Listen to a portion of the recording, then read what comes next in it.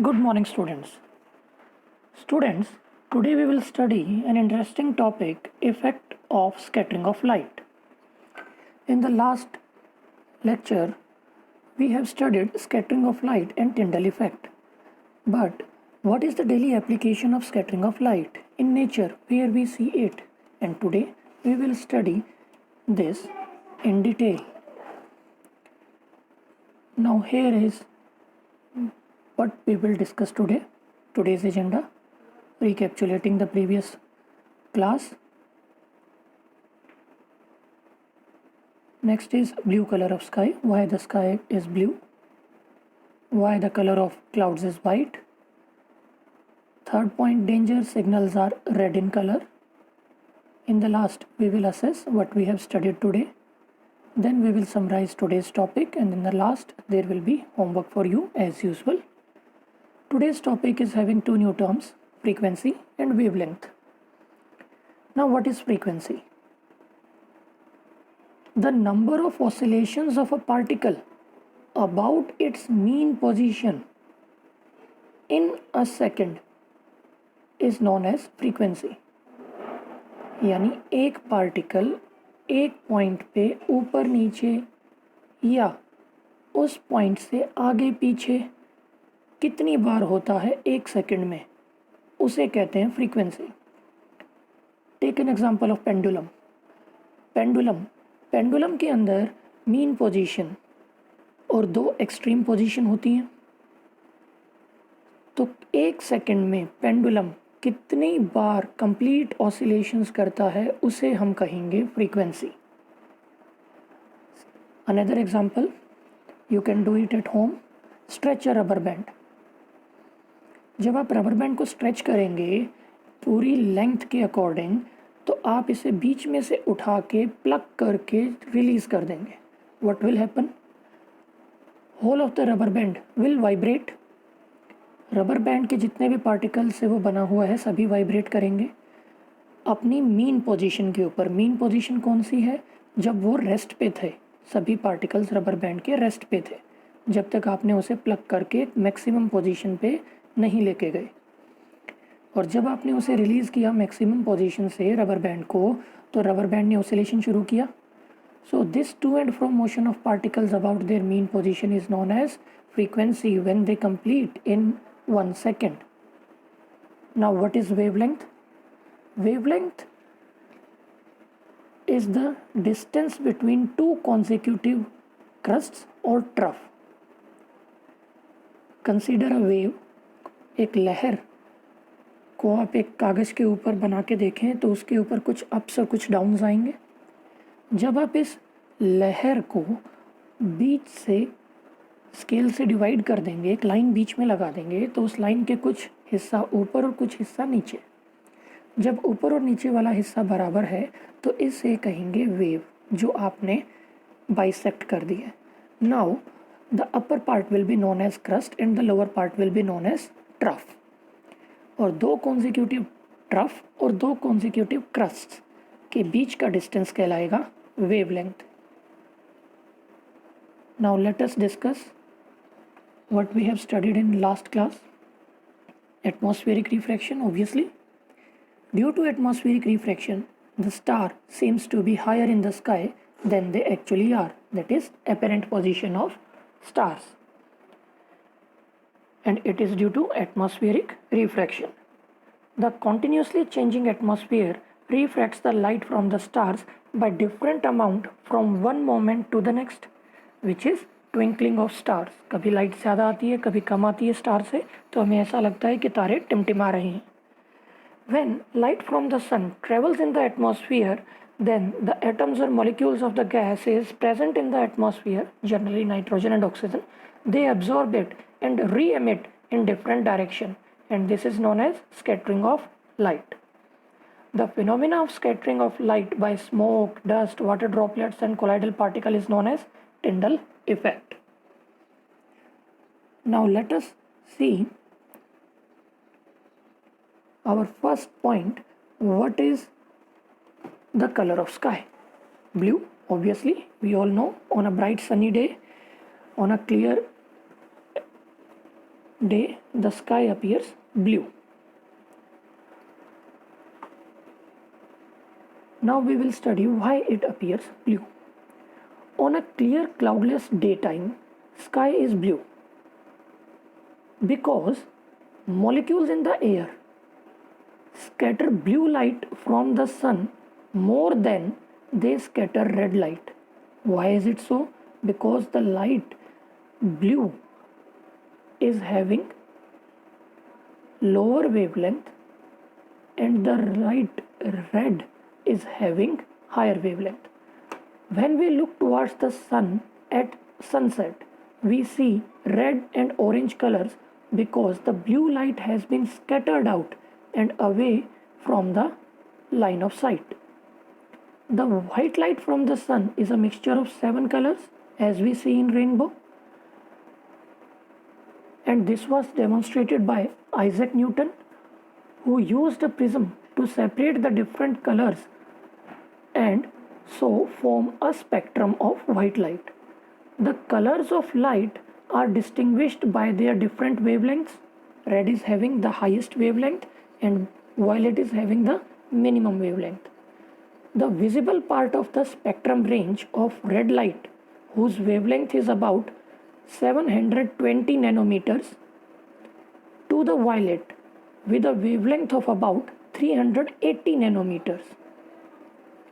And rest colors are orange, yellow, green, blue, indigo in between this wavelength.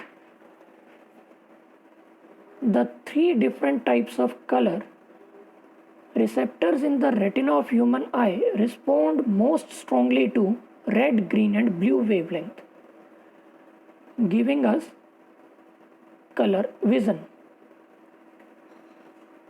The first step towards correctly explaining the color of the sky was taken by John Tyndall in 1859.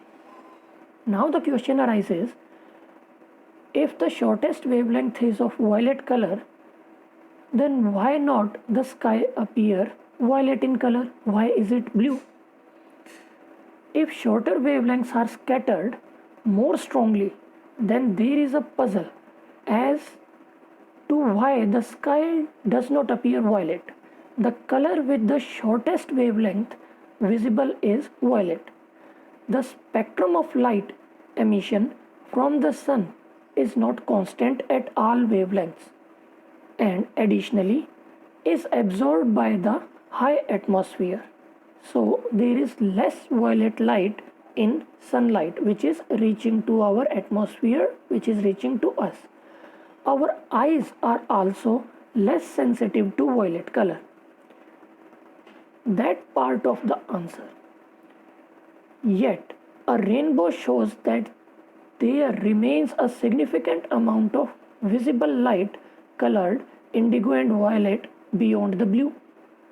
The rest of the answer of this puzzle lies in the way of how our vision works.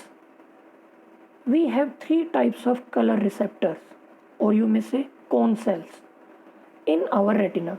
They are called red cone cells, blue and green because they respond most strongly to light at those wavelengths, as they are stimulated in different proportions.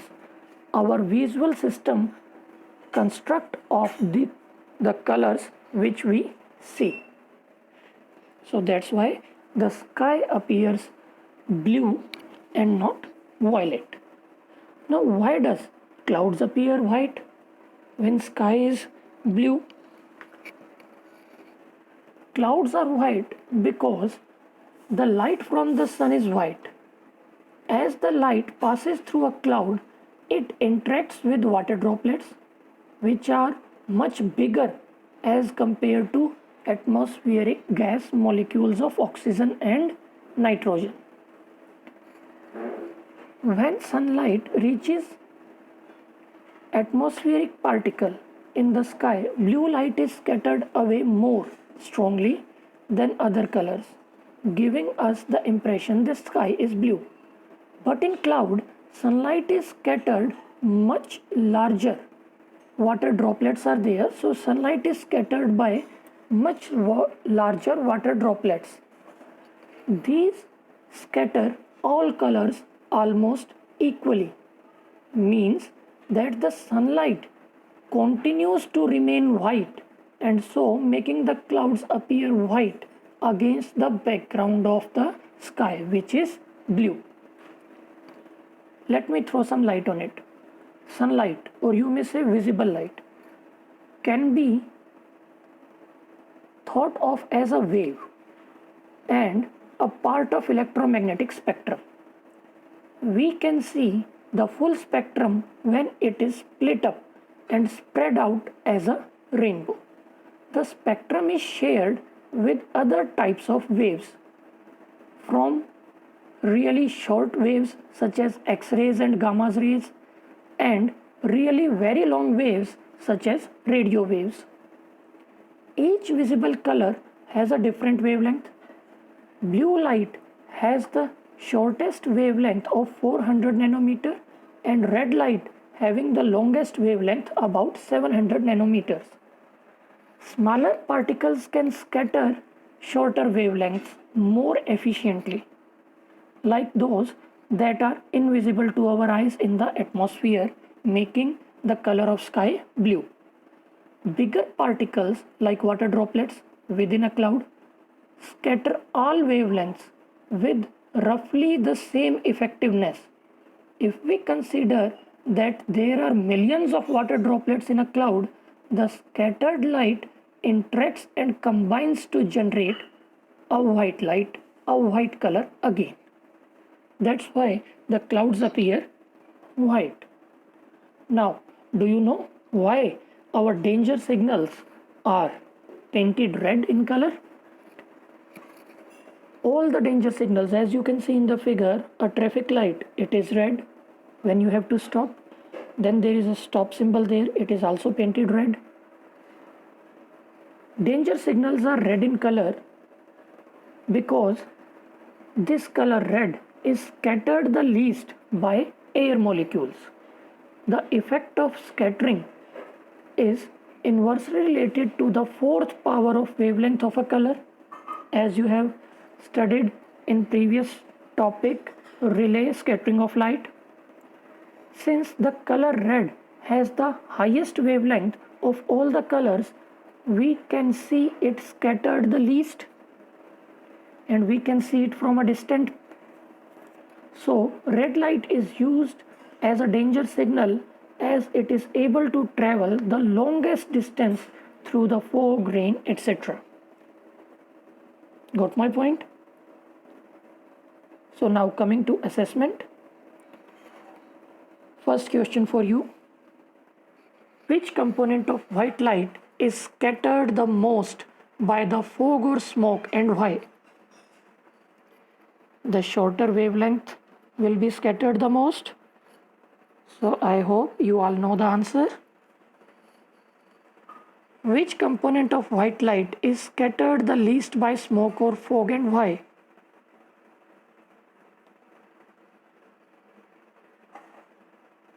Again, here is first question was most scattered.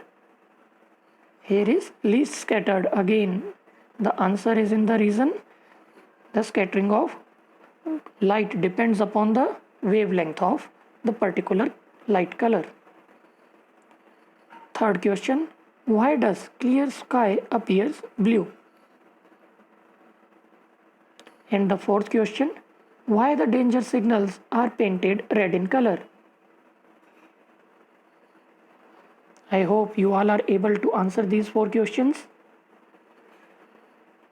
Now let's summarize today's topic. Blue color of the sky is due to atmospheric refraction, and it is due to the molecules of the gases present in our atmosphere, and most of the gases, most of the ratio is of nitrogen and oxygen. White color of the cloud is due to atmospheric refraction again. Water droplets are larger as compared to oxygen and nitrogen molecules. That's why the color of clouds is white. Danger signals are red in color. It is also due to atmospheric refraction of red light, because red light is having the highest wavelength and it is refracted the least. The rate at which something occurs over a particular period of time is called frequency. The distance between successive crest or trough of a wave is known as wavelength. And in the last, there is homework for you. You have to solve assignment number 39. Thank you and have a nice day.